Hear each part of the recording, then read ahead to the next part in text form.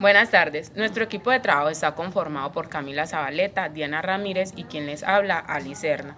Somos estudiantes de la Universidad Minuto de Dios en la carrera Técnico Integral a la Primera Infancia. A continuación, les voy a hablar de los antecedentes históricos de la educación inicial. En la época de colonia no existía ningún establecimiento que se encargara de los niños de preescolar, excepto los orfanatos católicos que recogían a los niños abandonados y huérfanos. Luego, fueron creadas las salas de asilos para los sectores más vulnerables. Estos solo admitían a niños de 2 a 6 años, que eran pobres y los aceptaban gratis. También los niños más cómodos podrían ingresar a los establecimientos, pero pagando la cantidad estipulada por el reglamento. El objetivo de este centro era proteger y cuidar físicamente a los niños de los obreros, para formarlos, educarlos y prepararlos para el ingreso a la escuela. Los misioneros comenzaron a difundir y promocionar las ideas de Ferreiro. Estas ideas fueron muy importantes para dar lugar a los centros educativos más conocidos hoy en día como jardines infantiles. En las primeras décadas del siglo XX, los asilos y hospitales les correspondían los cuidados de la niñez abandonada. El más conocido fue el Hospicio de Bogotá. Estos hospicios eran manejados por religiosas que conocían el trabajo de Montessori. Y el primer establecimiento de preescolar que funcionó en la ciudad de Bogotá fue la Casa de los Niños del Gimnasio Moderno.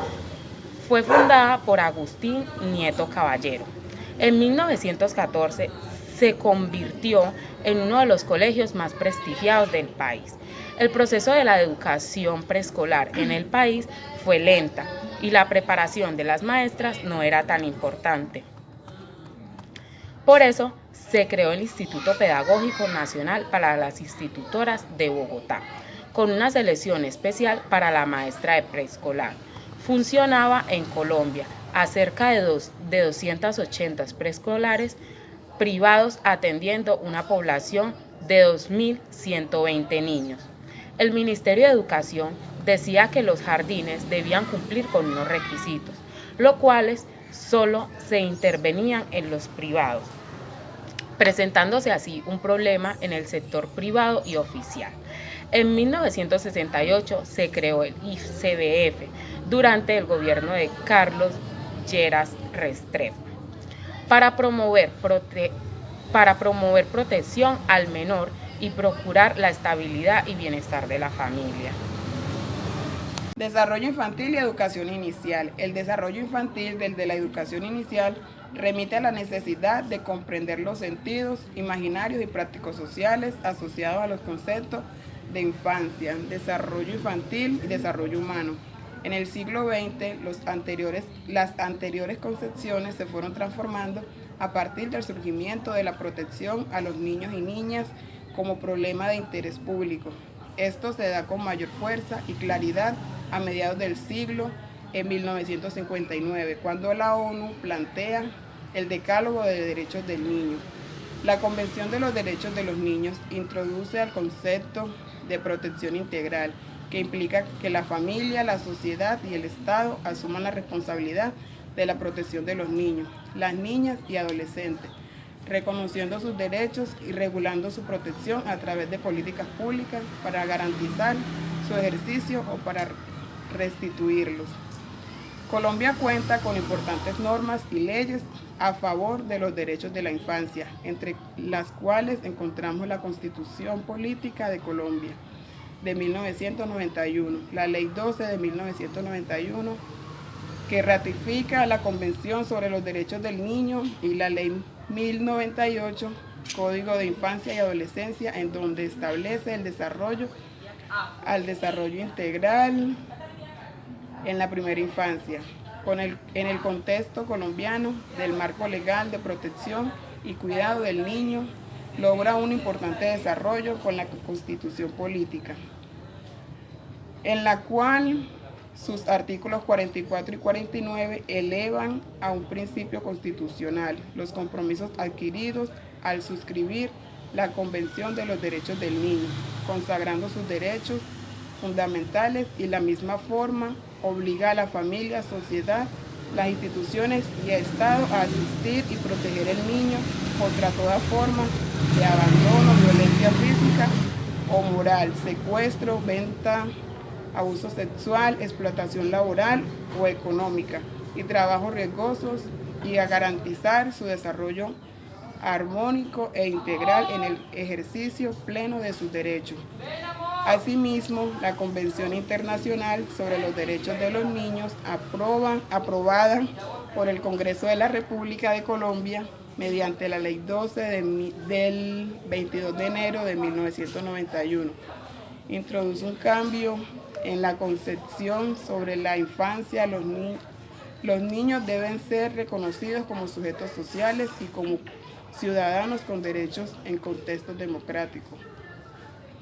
Con la expedición del Código de Infancia y Adolescencia, la Ley 1098 de 2006, Colombia armonizó su legalización con los postulados de la Convención de los Derechos del Niño, identificando y promoviendo 44 derechos y libertades de niñas, niños y adolescentes, y especificando las responsabilidades de la familia, la sociedad, las instituciones y el Estado frente a ellos, así como las medidas para preservar y restituir sus derechos en caso que sean vulnerados.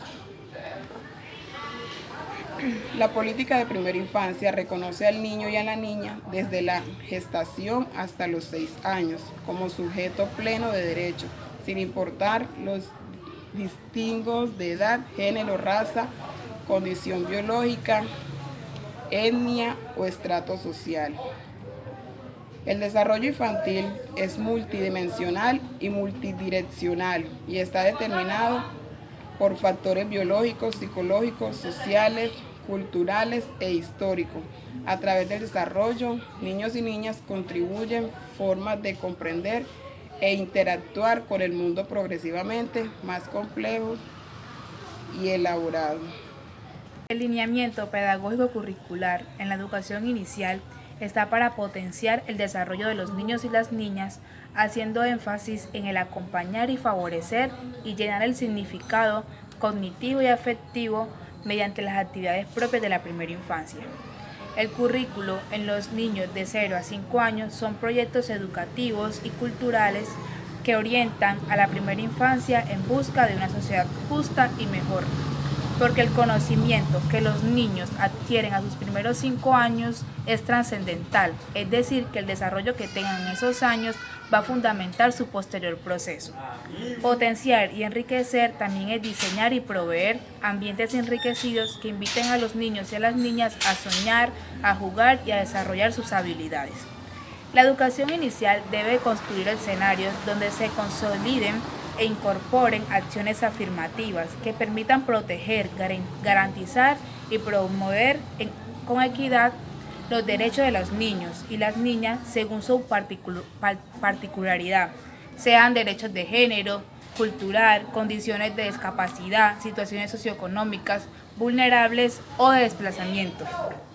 El lineamiento pedagógico curricular usa unos componentes fundamentales para el desarrollo de los niños y las niñas, que son los pilares de la educación inicial, las dimensiones del desarrollo, los ejes del trabajo y el desarrollo de la infancia. Los pilares de la educación inicial es el juego, el arte, la literatura y la expresión del medio. Las dimensiones es la sociocorporal, la sociopersonal, la corporal, la comunicativa, la artística y la cognitiva. Los ejes de trabajo, aquí es donde se pone en práctica y se enlazan los pilares con las dimensiones. Ejemplo, la comunicación oral para potenciar la dimensión cognitiva mediante la dramatización. Aquí se trabajaría la literatura. La dimensión corporal se trabajaría con el juego, mediante el movimiento, la expresión y la creatividad del cuerpo. El lineamiento pedagógico curricular usa unos componentes fundamentales para el desarrollo de los niños y las niñas, que son los pilares de la educación inicial. Estos vienen siendo el juego, el arte, la literatura y la exploración del medio. Las dimensiones del desarrollo, que son la dimensión sociopersonal, la corporal, la comunicativa, la artística y la cognitiva. Los ejes de trabajo. Aquí es donde se pone en práctica y se enlazan los pilares con las dimensiones. Ejemplo, la comunicación oral para potenciar la dimensión cognitiva mediante la dramatización. En este caso se trabajaría la literatura. La dimensión corporal se trabajaría con el juego mediante el movimiento, la expresión y la creatividad del cuerpo. La dimensión artística a través del pilar del arte, haciendo experiencias plásticas y dramáticas. La dimensión personal, social, a través de los consensos de la dramatización. La dimensión cognitiva a través de los conocimientos de los personajes, sus roles y las relaciones, haciendo referencia a la exploración del medio. Los desarrollos por fortalecer son puestas que posibilitan la planeación mediante el trabajo pedagógico, la observación y seguimiento al desarrollo de las niñas y los niños en la educación inicial.